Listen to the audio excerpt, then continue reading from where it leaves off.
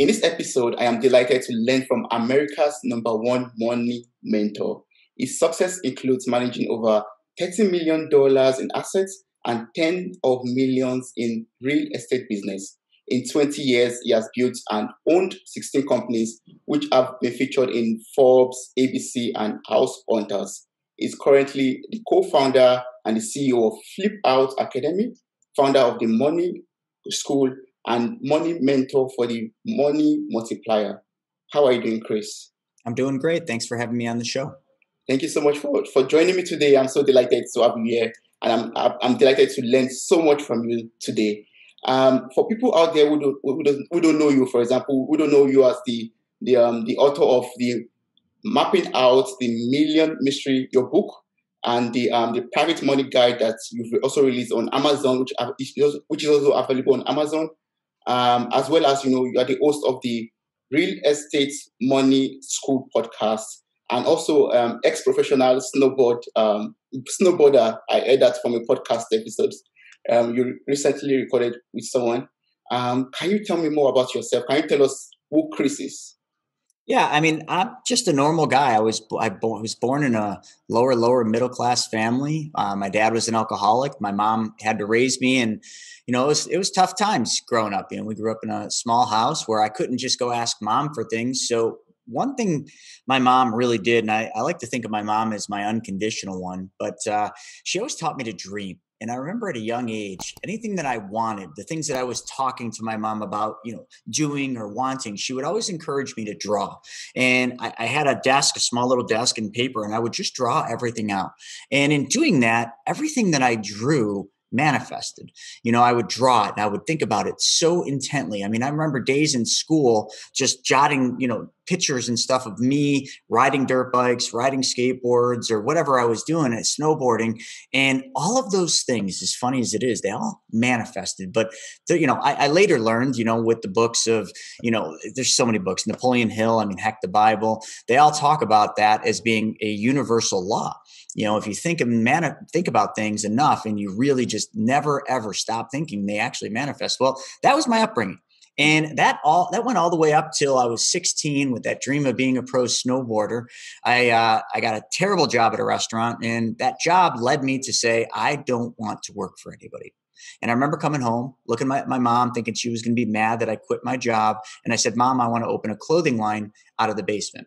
And that's where Fat Clothing Company was started, PHAT. And that was 16 years old. I printed 24 shirts at my art teacher's art class and sold them out of my backpack in school. And I just took those 24, I made 3 dozen. Then I made hats, and it spiraled. And I started selling my clothes across the Eastern Seaboard while I was traveling to snowboard contests. But something else happened when I was traveling. I would see these other shop owners. And, again, remember that manifestation. I didn't have money at this point. I was making just enough with the clothing line just to coast by, and I would mow lawns and do whatever it took. But I saw these shop owners who had these snowboard shops, and it was just like, to me, the perfect life. They were in their stores doing what they loved. They were snowboarding after hours or before the shop opened. And I just was like, that's what I want. And I remember all I needed was $70,000. But that was that hard reality at 17 years old where I realized that money is kind of a strange thing. And if you don't understand it, which I certainly did not at this age, I got turned down by every single person. Every bank turned me down. My family members all turned me down. Some of them said I was crazy and offered me jobs at the places where they worked. And it was a weird spiraling effect on my life because I started to question at this point whether I was really crazy and thinking this was possible. And I remember my mom saw this happening. Now, my mom never chased her dreams just because she spent her time raising me, but she came to the conclusion that I was going to give up on this dream. And before I did that, she knew that she had equity in the house that she got in the divorce. So she put her house on the line so that I could open this shop. This Fat Man Board Shops is what it was called. And I was 1994. I'll never forget it. We opened November of 1994. And I knew at that moment, I was 18 at that time. The journey started at 17. I knew that if I failed at this business, I lost my mom's house. And that was the only thing that we had. I mean, that was her only asset. And that's a lot of pressure for an 18-year-old to actually go through, but I did that. And for 5 years, I hustled and struggled and made it through that. So that's kind of my upbringing. But let me fast forward just a bit into it, just so you can kind of see how that translates to what I do today. So I ran those stores successfully. I became a professional snowboarder, and life was great until the early 2000s when the dot-com crash happened. That recession right there, I'd never seen it before. I never knew what a recession was, forced me to get a job. And I landed in Wall Street, of all places, like a punk snowboard kid. And I landed in Wall Street in my early 20s. And what was supposed to be a part-time temporary thing just to coast me over this recessionary period ended up being something I loved. And that's when I really started learning a lot about the traditional ways that money works, the traditional financial, 401ks, mutual funds, stocks, bonds, all that stuff. I did really well. I rose to the top. I was one of the top advisors. And that was, early 2000s all the way to 2008. I was one of the top guys making a lot of money. And I got into real estate. And, early 2008, I bought a strip mall using hard money. And it was, private lender gave me the money. I shouldn't have borrowed it from them, but I did. And then the Great Recession hit. And you remember that, right? 2008? Yeah. It was a hard time. And that recession brought me to my knees. It literally almost bankrupted me. It took me down to where I had 2 months of payments left, to the point where I had to make weird decisions in my life. And one of them was to ask my girlfriend who just moved in whether she could pay the mortgage, the utilities. And I had to ask permission for 2 of my friends to move into my house and rent rooms because I couldn't make it.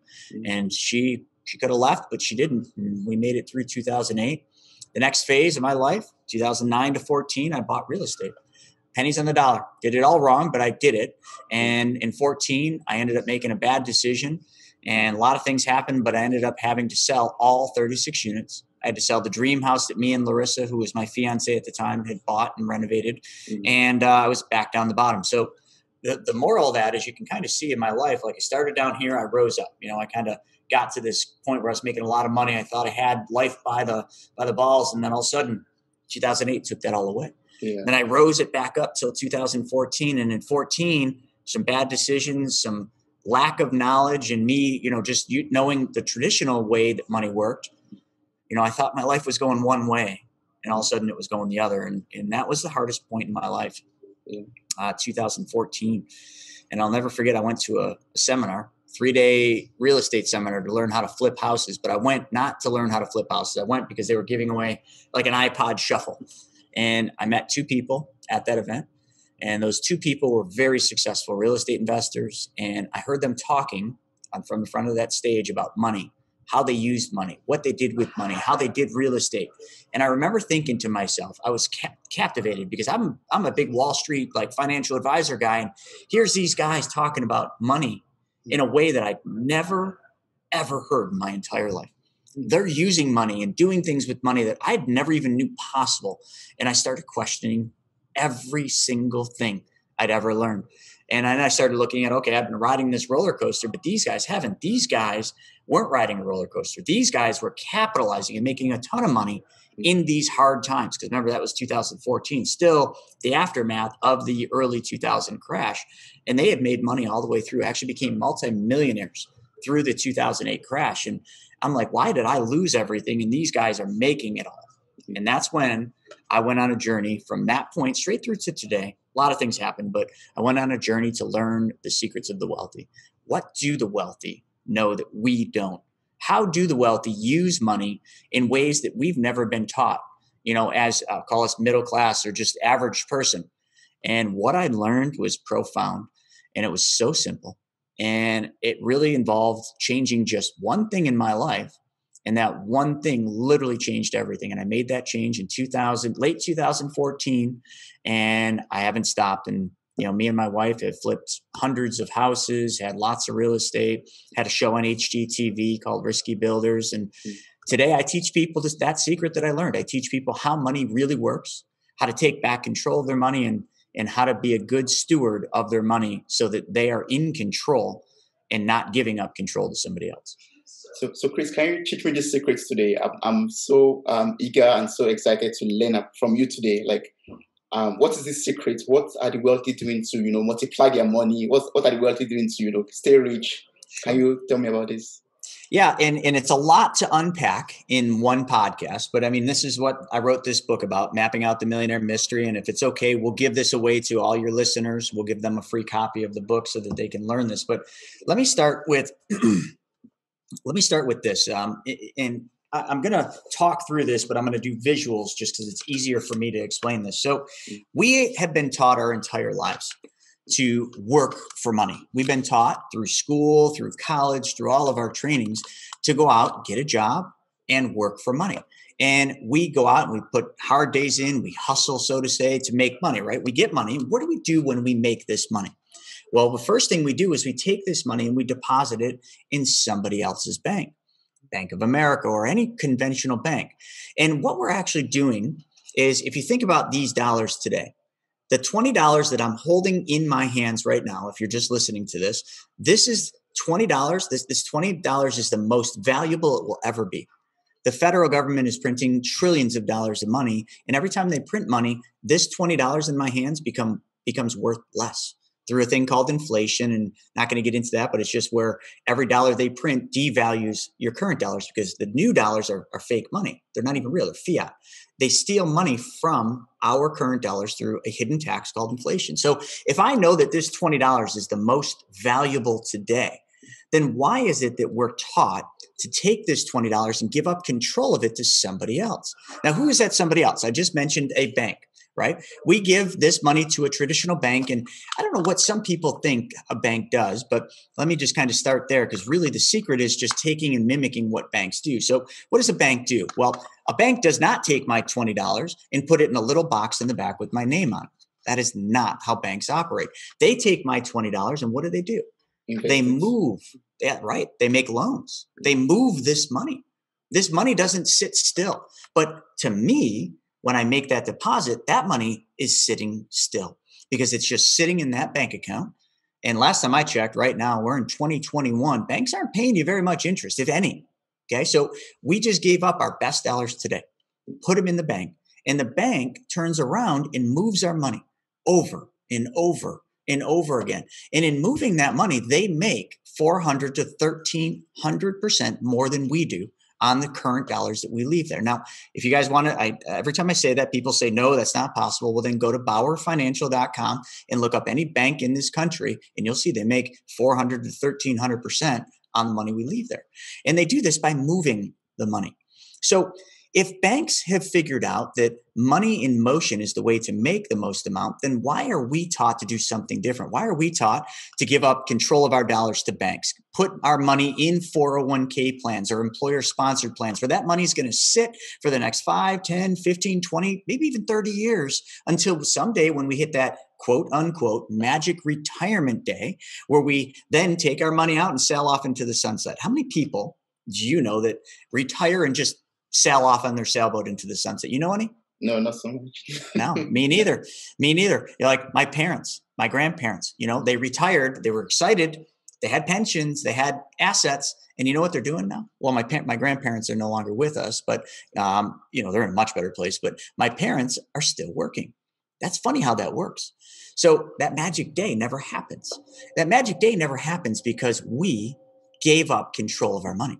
We gave it to somebody else and somebody else made money on that. But it's funny. And let me sum this up. I know I'm going down a rabbit hole, but we do things with money that we would never, ever do with things that money buys.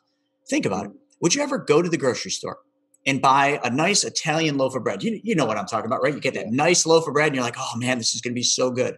Come home, put it in your freezer, shut the freezer door, and then wait 5, 10, or 15 years. Then come back, open the freezer. Oh, look at your face. Open that freezer door, take out that freezer burned loaf of bread, look at it and say, oh, yum. Heck no. Would you eat that thing? No. It would not be edible. How about this? Would you ever go to the dealership and buy your dream car today and then wait 5, 10, or 15 years to just drive that car? You wouldn't do that either, would you? No. Would you buy your dream house with you and your spouse or significant other and wait 5, 10, or 15 years to move into that house? Do you know what the result would be there? You'd be single. So we do things with money we just wouldn't do with things that money buys. You would never do any of those things I just said. We could play that game all day long. But that's exactly what you me and everybody else has been taught to do with our dollars is to give up control, put them somewhere else, and just let that money sit. And then we've been taught to believe in compound interest and all sorts of other things. But in doing that, we don't have control of our money. So now that we understand that's the biggest problem, and I could go a long way with that, but let me talk about what the wealthy do with money. This is what I learned. You see, I'd always subscribed to that. When I was an advisor, what did I do with my money? I put it in banks. I tried building up my bank account to be as much as I could. And then I would take my money and I would invest it and put it in my 401k. Why? Because that's what I was told to do. So holy crap, like, okay, maybe that's what everybody else does. They put it in 401ks, they put it in retirement accounts, or I'd put it in mutual funds. And I'm not saying any of these are bad, folks. I just want you to understand what's really going on and then understand like what change you need to make. When I heard these guys talking, they were talking about control of their money. They were talking about moving their money. They were talking about doing the exact same things banks do every single day in their business, but these guys were doing it in their business. And to do this, this is where it gets really simple. So simple that anyone listening to this podcast probably is going to say, that sounds too good to be true, because it's the exact same thing I said back in 2014 when I learned this. I said, there's no way. That sounds too good to be true, and it doesn't work that way. That's because, just like Will Rogers said, the biggest problem in America is not what people don't know. The biggest problem in America is what people think they know that just ain't so. And I thought I knew what just wasn't so.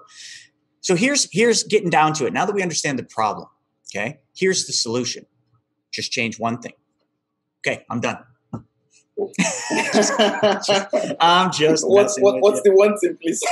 Yeah, so we just need to change one thing. We need to change one thing and add one step to what we do. Remember before, we took this dollars, and now I'm not talking about every dollar you make, okay? So I want to be clear that, you know, there's a lot more to this to unpack. So I'm just going to give you the high level. If we take just out of the dollars that we put in the bank, but we take the dollars that we would normally just leave for savings, maybe the money you're putting in an investment account, putting in 401ks, just leaving in the savings account, and we changed where those dollars went first. And this is what the wealthy do. The wealthy don't use conventional banks to store their capital, because they realize that conventional banks don't pay them even enough money to keep pace with inflation. So what did they do? Well, if we take a trip back in time, and you can watch my YouTube video that is the IBC documentary explaining this, and we go back to the Rockefellers, the Rothschilds. I mean, you could look at Walt Disney, you could look at Ray Kroc, you could look at, so many of them. But let's just focus on Rockefellers and Rothschilds, two of the wealthiest families in history. And if you really peel the onion, you'll find that they're some of the largest stakeholders in the Federal Reserve, which is not a government entity, just so everybody knows. What they realized back in their time is that banks were not secure enough for them to store their capital. And these were bankers, folks. These are people that were bankers. So where did they start storing their capital? Well, they looked around and they found the most successful and sound financial companies were not banks at all, because banks didn't have their own money. They had our money. Who had all the money is what they were asking themselves. And you know what that was? Insurance companies. Insurance companies. Think about it, right? Do insurance companies like make fiat money? No. Insurance companies actually practice Austrian economics. And Austrian economics is very different, not to get into that, but insurance companies have all the money, because insurance companies are in the business of guaranteeing things. Guaranteeing that if your house burns down, you'll get a check, an insurance check. If you wreck your car, you get a check to fix your car. If you die, your family gets a life insurance benefit paid out to them. Insurance companies are in the business of guaranteeing, and they have been for hundreds of years successfully. And insurance companies have probably the lowest failure rate of any financial institution there is. So what they did is they said, okay, if these companies are so sound, so strong, how do we do banking with insurance companies? Now, I don't know about you, but I was thinking, okay, well, can I just walk into an insurance company and say, hey, Mr. Insurance Company, can you take my money and just put it in a deposit account? No, you can't do that. They'd laugh at you. They'd be like, we're not a bank. But you can create banking systems with insurance companies the same way the Rockefellers, the Rothschilds, and all those other famous people that I mentioned do. And here's how. But before I say this, folks, and same thing with you, I need you to keep an open mind, because what I'm going to tell you next, you're going to have a preconceived notion in your head of what this vehicle is, because you've been taught that it only works one way. but I'm going to prove that completely wrong today. So what is this vehicle that insurance companies have that we can use for banking? Here it is. Very simple. It is a specially designed and engineered whole life insurance policy from a mutually owned company that pays dividends. Cat's out of the bag. Now, at that point, when I heard that, just like when your listeners are hearing that, you're probably thinking, wait a second. No way. No way it works that way. Whole life I've always heard is a terrible insurance, an overpriced insurance policy that, everybody says is a terrible place to put your money. Precisely. And it would be if you just went out and bought a regular whole life. It would probably be a terrible place to store your capital. But I'm not talking about a regular whole life. Matter of fact, I'm talking about a very specially designed and engineered whole life policy that works very much the same way that banks, who are the number one purchasers, I think in the world, but I know in this country, of whole life insurance. So remember how we were talking about banks being so smart earlier? They make all this money. They got us tricked. Okay, well, why, if banks are so smart with money, why would they put all of their money, or not all their money, but a big chunk of their money into these whole life insurance policies? Like they're either stupid or maybe they know something we don't know. Well, I'll tell you, they know something we don't know. So if we just changed where our savings went and we took it, instead of putting it in a regular bank, we took that money and changed where that money went first. And we put it into one of these specially designed and engineered whole life policies. Now, if any of you want to research this, it's called privatized banking, or maybe the common street name today is infinite banking concept. But I just want to be clear that the infinite banking concept is not the whole life. It's the process of what I'm going to tell you next. So if you did that, just that one change, here's what would happen. The insurance company, through a contract, a life insurance contract, would promise you two things, and a couple other, but we'll just focus on the two that are important for today. They would first, as of 2021, guarantee you a 4% interest rate on your money. Now, is that better than what you're getting at the bank? Are you getting 4% in the bank? No. Because I'm not. So if you're getting 4% on your money guaranteed, that's already better. But then remember I said these are mutually owned dividend paying companies. Yeah. So now we're getting a dividend every year. So that dividend can be up to, right now in 2021, the highest that I know of is 2%. So now if we do 4% guaranteed plus a non-guaranteed dividend every year, that's of 2%, we're at 6%. So now my money, and I'm just holding $20, so don't mistake this for the amount that I'm putting in, but just visual. If I put my $20 into this specially designed and engineered whole life and they paid me 4% plus the 2% dividend, my money's making 6%. That's way better than a bank, but it gets so much better. You see, that's not even what matters. That might get some of your listeners excited, and that got me excited. But you know what's really exciting about that? The second I deposit that money in that insurance policy, I have the ability, and only if this is done properly. Again, I got to be very transparent because people screw this up all the time. This is not a regular whole life. You can't go to your regular life insurance agent and get a policy like this. You have to get somebody like us, or somebody like, that is in this business, knows how to do this. It's very specialized. I can then take some of that money out. So let's just say, let's bump it up to simple math. Let's say I deposited 10 grand over the course of the year into my specially designed whole life. And let's just say I took, $6,000 of that $10,000 out of that account immediately in the first 30 days that I put the 10 grand in. That's control. I can put money in and I can take money out. Now I just use 6,000, but it could be 9,000. It's anywhere between 60 and 90% in the first year is the amount you can take out. And when I take that money out, here's the trick. So pay attention. This is very important. When I took that 9 grand out, with 6 or 9 grand, okay, of the 10 that I put in, my 10 grand never leaves the account. So how is it that I've got 10 grand I deposited? I just took 9 of it. Shouldn't I only have 1,000 left if I took 9,000 out? That would make sense. Yeah. But I have 10 grand in my account. How can that be? That means I have 10 grand earning 4% plus dividends, and I'm holding 9 grand in my hand. That doesn't even seem possible. Let's go one layer deeper. And again, stay with me. I'm going to talk slow so you understand this, because this is the key. This is what the wealthy know that you don't. Your money never, ever leaves the account because the insurance company gives you a loan from their general account. And that loan, as soon as I say loan, you're like, oh God, another loan. I'm going in debt. No. What if you never needed to pay this loan back? Which you don't. You essentially never have to pay this loan back. That $9,000 I'm holding in my hand, that's a loan from the insurance company. Now, why would the insurance company give me a loan? And I don't have to apply for this. I don't have to qualify. They don't pull my credit.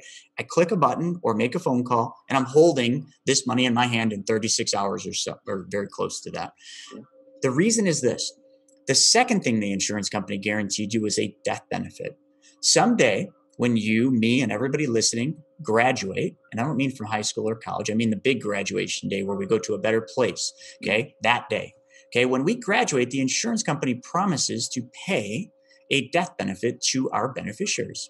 So if they're going to pay a death benefit someday when we die, the insurance company just says, well, hey, while you're living, we will allow you to access your cash value while you're alive in the form of loans. So really what the insurance company is doing is they're giving you a loan from their general account, and they're just on their computer screen reducing that $9,000 from my death benefit.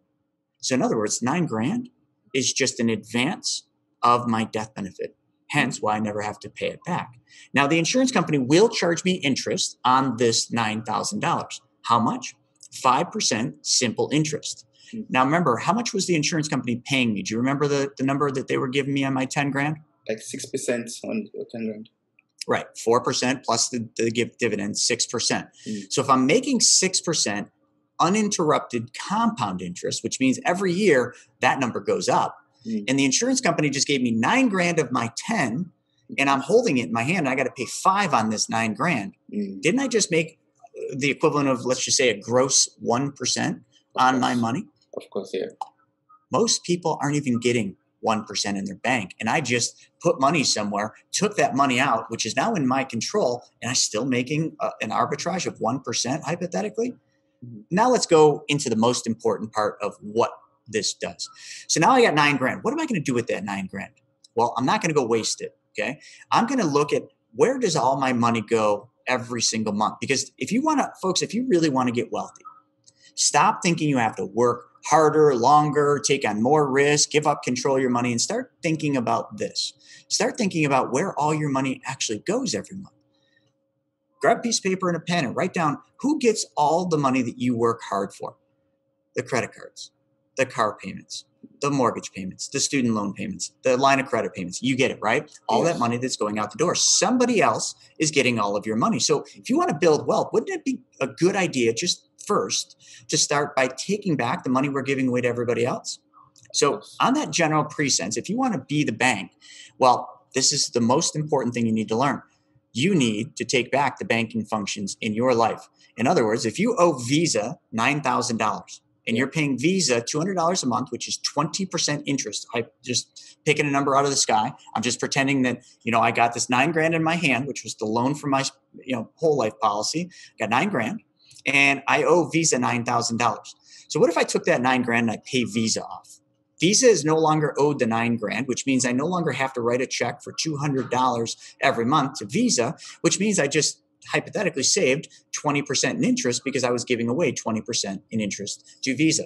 Okay. But if I want to be the bank, then I need to treat my money the exact same way I treat the bank's money, which means that $200 I used to give to Visa, that $9,000 that paid off Visa wasn't just free money. That was money that came from my bank. My privatized bank, which is that specially designed and engineered whole life. I took a loan from my bank and I paid Visa off. So why not just change the name on that $200 check? Instead of writing Visa on it, why don't we just write Chris Naugle's bank? And then every month I set up a bill pay for $200 to go back to my bank. What just happened there? Well, number one, you took back control of your money. You truly did. You are now in 100% control of your money.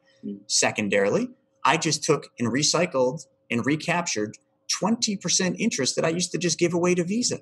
And that $200 payment that I used to give away to Visa, I never got that back. That was just money that was gone from my family forever. But now that $200 every month, even though it's the same dollars, is now going into my bank as a loan repayment to my bank, which means I have access to every penny of that $200 every month that I put it in. So the first month I have 200 more in my account. Next month, 400, and you get the drift. But during this whole thing, my money never left the account and never stopped earning uninterrupted compound interest. So I also made that spread. I made money twice doing that. Now, how many times could you do that? Well, you could do that with all your debts. You could do that with your cars. And if you did that with your cars, I have a video that shows you how you will get all the money back for every single car you ever buy, drive, and own, and on and on. We could do that with real estate. We could do that with private lending. You can see this is infinite in what you can do with this. Yeah. But first, you got to start taking back control of your money. And you have to, just like my hat says, BYOB, you have to become your own bank. And to become your own bank, you got to treat your money the exact same way you treat everybody else's money. I hope that helped. Yeah, I mean, it's a lot to chew in right now, and I'm so grateful that you have a seminar, you have courses that really goes deep into this. And I personally, and I encourage everyone that's listening to visit your website. I'll put the link in the show notes, and you could register for the webinar, the seminars, and learn more about it. But it's a lot actually to learn, as in it's a lot to chew in. How can I be my own bank? How can I take the step of being in control of my own finance? How can I become financially empowered, for example? And that's everything you've explained already, and it's a lot. I know, and there's a lot more to it. The information I just gave is literally the equivalent of the pimple on the elephant's butt. It's just a small little piece, because what I just explained, that banking function, that moving your money in a circle, and it all comes back to you, can be done with 401k loans. It can be done with home equity lines of credit, and it can be done with these specially designed privatized banking policies. Yeah. Yes. That's really true. That's really good.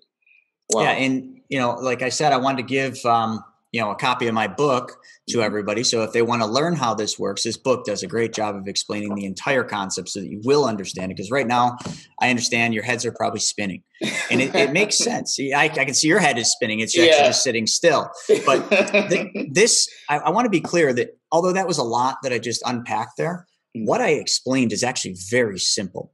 But it's difficult right now for you and most of your listeners to comprehend, because it's so different than everything you've been taught your entire life. That's the hard part.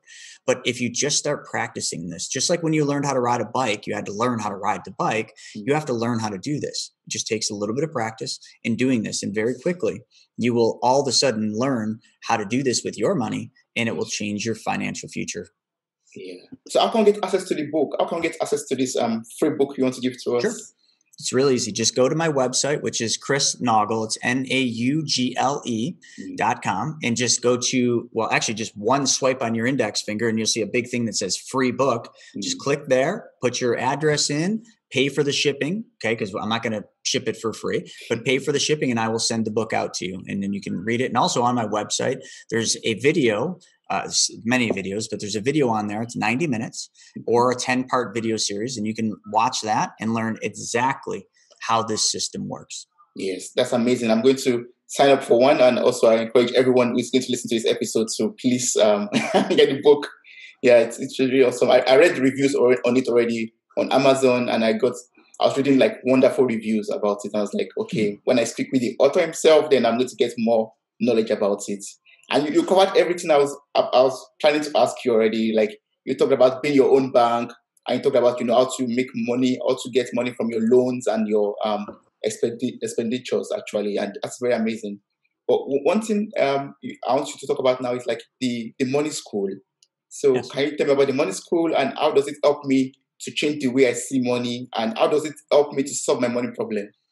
Yeah. So I just talked about that concept, which is the big thing, but money school is more. It's all the other things outside of just the banking policies. And what money school is designed to do is to take that base of understanding how to be the bank and how to use your money the same way the banks or the same way that the banks are using your money every day, but how to do it with lots of vehicles. Money school teaches, all the strategies and all the truths about how money really works. We go into how to raise capital. Let's say somebody's a real estate investor and they need to raise money for their real estate deal. We teach you how to do that. And raising money it's an art form, but it's a very simple one. And it really involves doing one thing, and that is solving somebody else's problem. All the things that you do in your life, stop thinking about solving your problems, start focusing on solving other people's problems. And if you change your focus and your mindset to helping other people solve their problems, I promise you, your problems will disappear, because when you solve somebody else's problems, you're also solving yours. But if we always just focus on the me in this world, nothing happens. So Money School is focusing on how you can solve all those money problems, not just for yourself, but for everybody else by using simple concepts and simple practices about money. Everything from how to use your 401k more effectively, how to use self-directed IRAs or Roth IRAs, how to use home equity lines of credit, or how to use private equity firms to get the equity out of your house without creating any debt or monthly payments. I mean, I could go on for days about this. And it also teaches a lot about real estate and how to use real estate in your practice. Whether or not you want to be an active or passive real estate investor, we teach you both ways, both sides of that coin. So that's essentially what Money School is. And Money School is kind of unique. All the things I do, and I always tell people, a mentor of mine many years ago gave me some of the best advice. And this is going to sound weird, just like it did to me.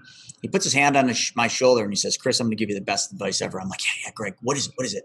And he says, "Here's what you got to do. You want to be wildly successful?" I'm like, "Yeah, Greg, I want to be wildly successful." He looks me in the eye and he says, "Okay, give your best stuff away for free." I sat back and I'm like, "Greg, dude, really? Like, I flew out to California. I'm at your house. I spent $5,000 to be here. And that's the best you got for me. Give my best stuff away for free. That seems totally counterproductive to what I'm trying to do. I'm actually trying to make money, Greg, not give everything away for free." And he says, "That's where you and everybody else has it wrong. Because if you give your best stuff away for free, sure, there's going to be 1, 2, maybe 5% of the people that take your stuff and never need you." He said, "But the 95% of the people that you give your best stuff away for free to, they're going to respect you. They're going to want more. They're going to want to follow you." And that's what I do. So when you go to my website, almost everything on there is free. The only thing that we really do that you can pay for through Money School is we do a 3-day virtual event. And that 3-day virtual event is a whopping $197 for all 3 days. And we literally spend 3 days, myself and a bunch of my friends and my colleagues, teaching you all the secrets of the wealthy, not just the privatized banking. That's a piece of it, but we teach you everything else.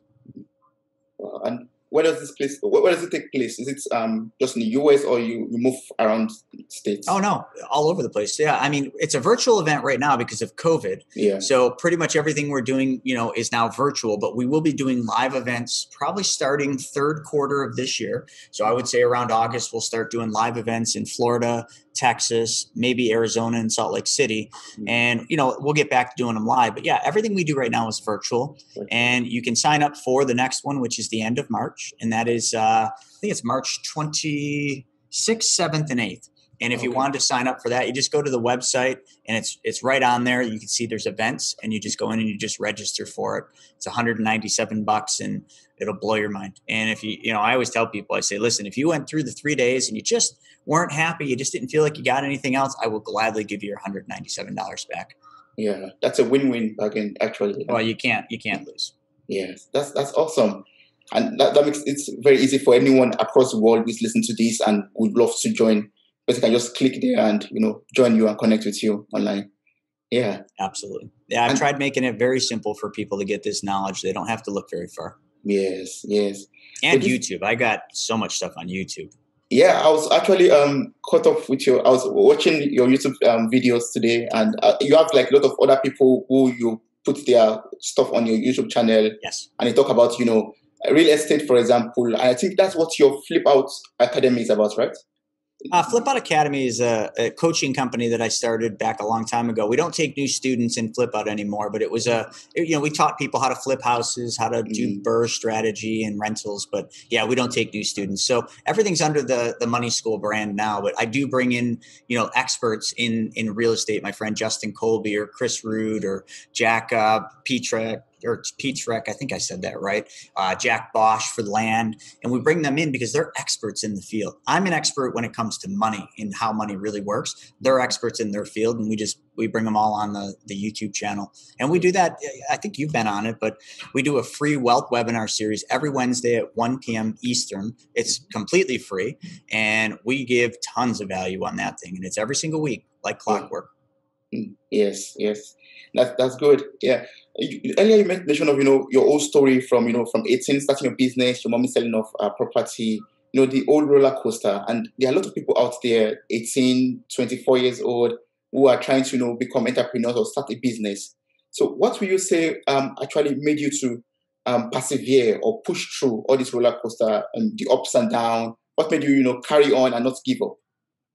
Yeah, that's a good question. It's a very important one right now with COVID and a lot of things are going on. So the biggest advice I'd give you is through my journey, I didn't do everything right. As a matter of fact, I did probably more things wrong than I did right. And there was so many times that I wanted to quit. And I bet you a lot of the people listening, if you're one of the listeners of this today, you've probably had times in your life where you've wanted to quit. Maybe you did quit, but here's the piece of advice I'd give you is two pieces, actually. Number one, solidify and figure out what it is you want out of life. If you're working towards something in the future and you don't know what that is, how can you ever get there? It'd be like getting in your car and driving aimlessly around, not knowing where you're going. You would never arrive at your destination. So the very first thing I would say is, what is your destination? I learned from a mentor and he called it the perfect day. If you woke up every day, what is the very first thing you see? What's the first thing that you smell? And then I want you to take that same idea and I want you to walk through every hour of that entire day.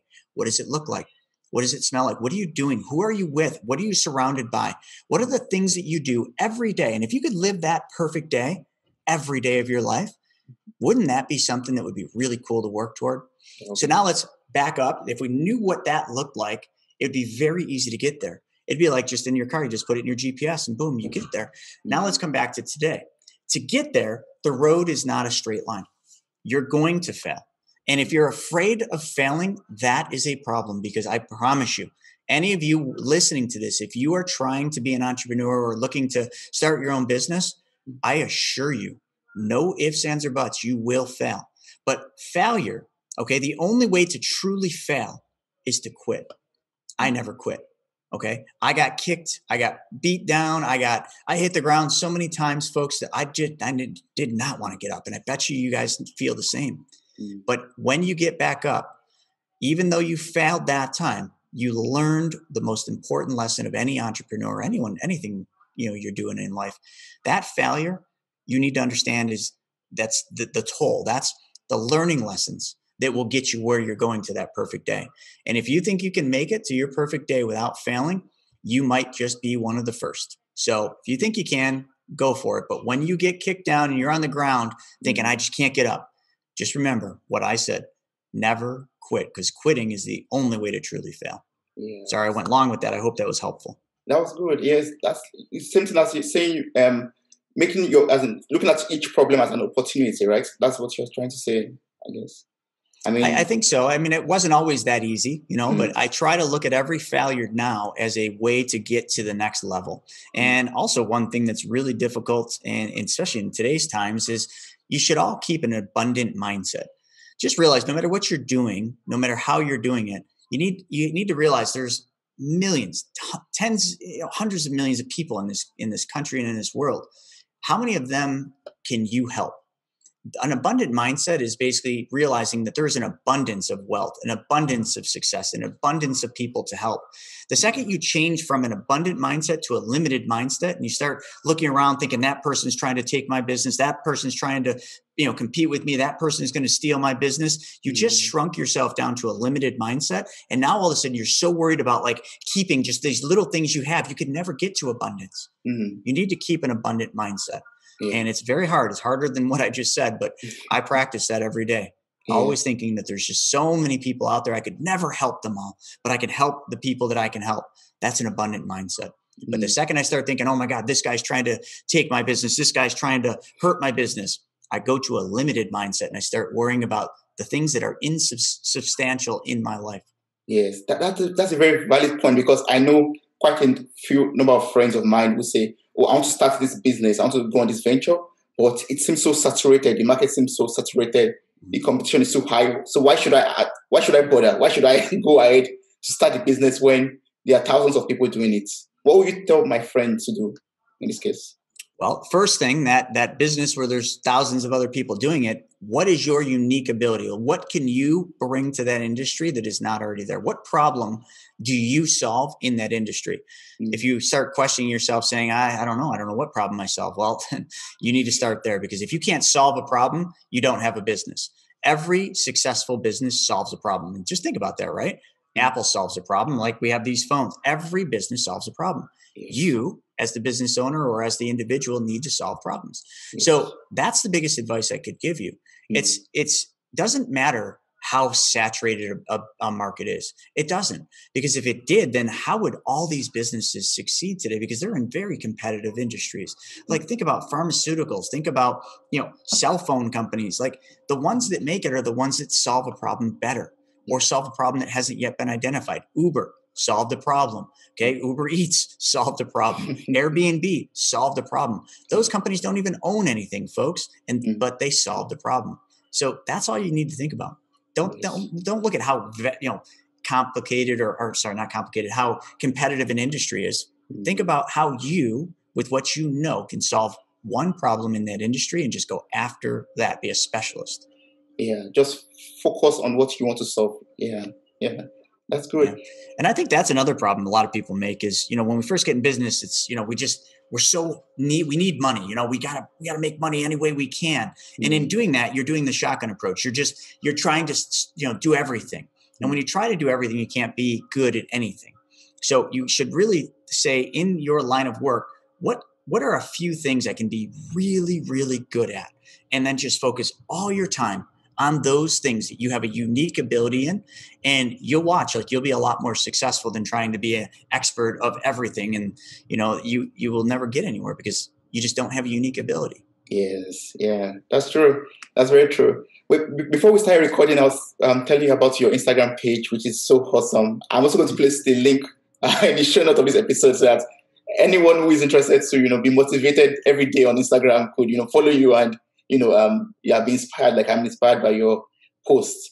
So one of the captions that really got to me or caught my attention was we were talking about the different stages in which purpose goes through. And I don't know if you remember this, but you said that purpose goes through different stages before it becomes, the real purpose or the real thing. I don't know if you remember this post. I don't know. So I was talking about the different stages of. Sorry, what were you talking? The different stages of. You are talking about the different stages in which purpose goes through. I don't remember that post. I've done so many. Yeah, I guess it was quite old. I went deep down your page, and that's okay. You must have gone really deep. I mean, I've got thousands of posts I've put on there, and and I remember a lot of them, but that one I don't remember. I almost want to go back and watch that again and kind of get reinvigorated to do a better version of that. Yeah, you were talking about like the different stages of evolution in which maybe today you have the purpose. Your purpose is to maybe, for example, change people's life, and oh my gosh, I do remember this one. The next stage is going to be like, okay, it's much more refined because of lessons you've learned, I guess, and it improves, you modify it a little bit, okay, I want to solve, maybe before you want to solve 10 problems, but now it's just like 3 problems or 2 problems that I can really focus on. Then it evolves before it becomes the real purpose. I mean, just think about, the grand scheme of things, right? Evolution. Well, each of us are evolving every single day. Our lives are evolving. Our knowledge is evolving. Our wisdom is evolving. And, we go through so many stages in our lives. And I do remember that live. That was really old. Wow. You went way down in the archives. That was gosh, I think that was well over a year ago, if I'm not mistaken. But yeah, so like the different evolutions in our life cycle and the different things that we do, again, the other thing I can't stress enough, remember I talked earlier about manifestation, about getting something in your head, okay, and never letting go. If that's your dream, if that's what you want, professional snowboarder or the skateboard shops, right? Those were my dreams. And I never let go of them, even though people tried taking them away. That was me evolving through that phase. And it's easy for me to tell a story and just say, oh, I got through it. But during that, it felt impossible. It felt like I could never succeed in this. Everybody's telling me, you got to move. There's no way you can be a pro snowboarder from Buffalo, New York. And I said, you know what? If I do what everybody else is unwilling to do, I bet you there's a chance. So that's what I did. I practiced harder. I did things that nobody else was willing to do because they were work, and Thomas Edison said that opportunities are missed because they're dressed in overalls and they look like work. And that is so true today. Oh my goodness, folks. There's so many people that have opportunities flashing right in front of their face and they're just going by because that looks like work. I don't want to put work in. Hey, listen, nothing in life is easy.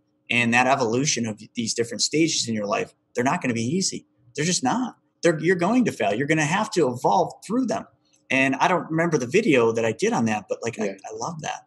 Yeah, it really touched me actually. I was going to ask you, but it's quite old actually. It's no problem. Yeah, So there's a lot of good stuff. And I put new content on every single day. Every yeah, day I put multiple stories up on Instagram stories, and I do post every single day. And I'm very active with that. I spend probably too much time, but I think that, every day I just have to provide a little more value and a little mm, more value. And I think that's another important takeaway is in your lives, folks, what value are you providing to people? What problem are you solving for people? mm, If you don't know how to answer that, well, that's the first starting place. You yeah, have to provide value and solve people's problems. Otherwise, you'll never get off the ground. that's And true. I'm not saying that's a bad thing. Hey, if you don't have any value or you don't want to get off the couch and provide value, there's always somebody looking for an employee. Mm. Yeah, yeah, I you're don't right. mean to, hey, listen, the truth hurts, man. The truth hurts. And there it is. Yeah, that's I true. can't help everybody. I can help the 5%ers. The other 95%, Mm, I can't help. that's right. That's right. So, I admire everything that you do. You have this podcast you host in the real estate school podcast. You've written books. I'm sure you are working on other projects also in Oh, background. absolutely. Yes, and you provide great value, great content, and then you have this beautiful family. You have your wife and your beautiful daughter. How do you manage all of these things together without Oh, man. burnout, without getting depressed or frustrated? So that's my demon I face every day. I am doing so many things. I'm running 9 companies, lots of staff and, family at home, trying to snowboard every week just to kind of clear my head. How do I do it all? Well, if I could show you my screen here, what you would see is every single thing is scheduled. It's called time blocking. Every day, every minute of my day is blocked for whatever that task is. And I'll tell you what my day starts with. This might be the only important thing about my time blocking. Every day, my calendar, there's a reminder goes off and it says 2 things. It says, tell my mom I love her. And then the second thing it says, and these are my reminder tabs. And then the second thing says, thank God for today. So every morning I get down on my knees, put my hands together, and I just say a very simple thing. I say, Lord, thank you for this day. And that's it. I start my day with gratitude. And you don't have, whoever you believe in, whether it's God or somebody else, it doesn't matter. Like that's just me. I don't care what you believe in, but just start your day with gratitude. Open up every day. The second you open your eyes, the first thing that should come across is, what am I grateful for today? And you might be going through terrible times right now and be like, I'm not grateful for anything. There's got to be something you're grateful for. You know what? The pants that you just put on, everything, the coffee that you made in the morning, that piece of food that you ate, you should be grateful for all those. So whatever that you are grateful for that day, and it might change every day, start with that. Yeah, wow, that's amazing. Yes, that's good. And that you just mentioned it already. I think that's everything one has to do. One has to like create schedule for everything and be very good with time management. That was what I got from you now. And start your day with Yeah, with gratitude. Gratitude is very important. Yeah. because it gets your mindset right in the beginning of the day. Mm, I used to get up in the morning, read my emails. A bad email would come across instantly.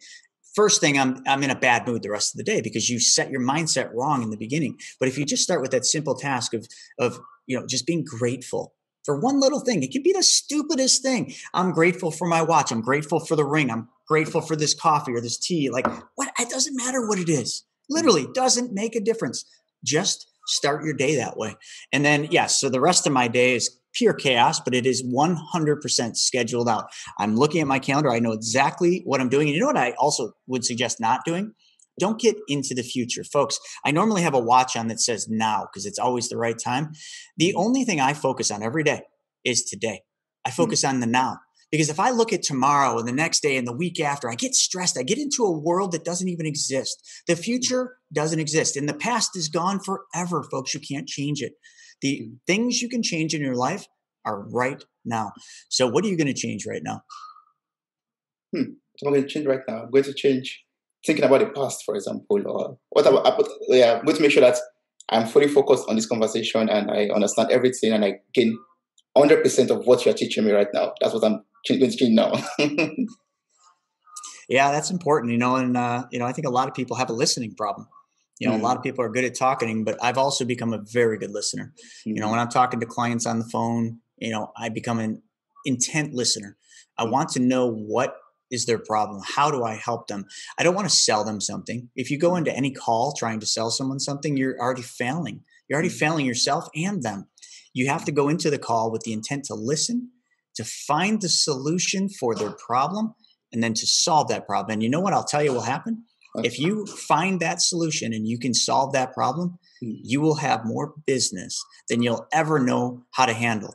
And I don't mean to brag, but like literally, like I can't handle the amount of business I have right now. I'm trying, and it makes me so busy, but it's not because I'm good. It's not because I have something that nobody else does. It's because I know how to solve people's problems. And because of that, I don't ever have to sell anything. Wow, that's awesome. That's a cute note I'm taking along from this conversation. That's something great. So if you reflect back now, can you tell me like two things that everyone has to learn, for someone young out there who is, still striving and still looking up onto someone like you to become great and, make some impact in the world or something like that, or make some progress in the business. What are two things I'm to avoid or two things I'm to learn to, ensure that I actually achieve or fulfill my purpose? I've talked about a lot of those things kind of just in our little outtakes here, but two things that you would have to learn, and this is part of that evolution. I would say first, learn how to be a good listener. I think that will help you tremendously. And second, and this is the part a lot of people don't like, learn how to be a good steward of, well, here, let me skip that because that's kind of still into the listening. I was going to be a good steward of other people's problems. But another thing that you should really do is, everything in life is going to be work. But when you do something you love, it's not work. Like people are often talking, oh, when are you going to retire? And my answer is always never, never. Why would I ever retire when I love what I do? I might get to a point where I do and work the way I want, when I want. But to me, retirement's like a fictitious thing, but that's the thing. So those would be the two things. Figure out what you would do for free. If you could do, what is the one thing in your life you would do if you didn't get paid for it? If in your mind you're just like, oh, I would do this, then you just figured it out. That's what you should do. Because if you would do it for free, you would be really good at doing it and making money at it. But if you're doing it just to make money, like if you go into a business and you're like, oh, I can make a ton of money. I'm not going to like it, but I'll make a ton of money. You'll fail. You might make a lot of money, but you eventually will fail because you don't have passion for what you're doing. Yeah. Yes. Passion. Passion is the word. Yeah. Yes. Wow. This is so awesome. I really appreciate everything I've been able to learn from you today. And there are a lot of other things I would love to ask you, but I don't want to take too much of your time. And I'm sure by the time I go through your website, as much as I encourage everyone to do that also, we're going to get your book, for example, for free and just pay for the shipping, and also join your seminars online and get more knowledge and, become the best person that we can be financially, become much more empowered, change the way we see and look at money, for example, find ways in which we can, become our own bank, like your cap says, actually. And also, exactly, BYOB, yeah, exactly. And also, become people that become much more independent and find their passion for what they have to do, become good listeners, and just become better persons in every area of life, actually. I really appreciate everything I've been able to learn from you. Thank you so much. You're very welcome. And you are a good listener because you just recited all very, very important points of what we've talked about.